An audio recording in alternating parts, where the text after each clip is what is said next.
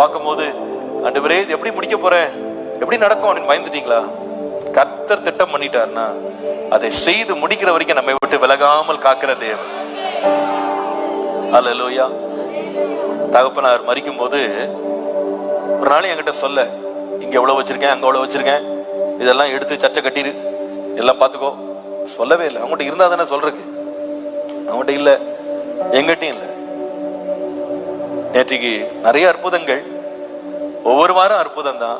கர்த்தர் நடத்துற அதிசயங்கள்லாம் வந்து சில நேரம் விவரிக்க கூட முடியாது, அவ்வளோ அற்புதங்கள். நேற்றுக்கு இரவு, நேற்று சாயங்காலம் நான் அங்கே போய் இடத்துல போயிட்டு வேலைலாம் வேகமாக நடந்துட்டு இருக்கு.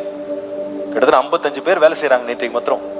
இந்த வாரம் ஏராளமான லேபர், மேல இருந்து கூரையிலிருந்து எல்லாம் வேலை நடந்துகிட்டே இருக்கு, எல்லாம் முடிக்கணும். வாரம் கூலி என்பது ஒரு பெரிய தொகை.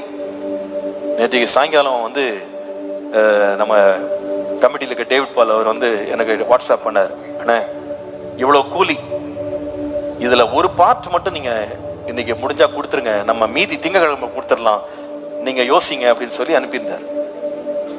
நானும் இந்த வாரம் எனக்கு ஜனங்க கொடுத்த காணிக்கைகள் எல்லாத்தையும் எல்லாம் முன்னா சேர்த்துட்டு எல்லாத்தையும் கலெக்ட் பண்ணி, நான் முழுசா எண்ணலை, எல்லாத்தையும் எடுத்துட்டு அப்படியே போயிட்டேன். எல்லாம் போயிட்டு கொடுத்துட்டேன். கொடுத்து எல்லாம் எண்ணுங்க, எவ்வளோ இருக்குன்னு பார்க்கலாம்.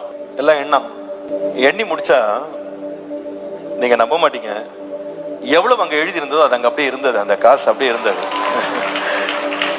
ஆச்சரியமாக இருந்தது. எங்களால நம்ப முடியல. அது சில லட்சங்கள் எப்படி இருந்ததுன்னே தெரியல. கரெக்டா அந்த அமௌண்ட் வந்து கடைசியில நான் அங்கிருந்து கிளம்பும் போது பேக்ல, நான் மிகைப்படுத்தி சொல்லல, எனக்கு ₹1 கூட அதுல இல்லை.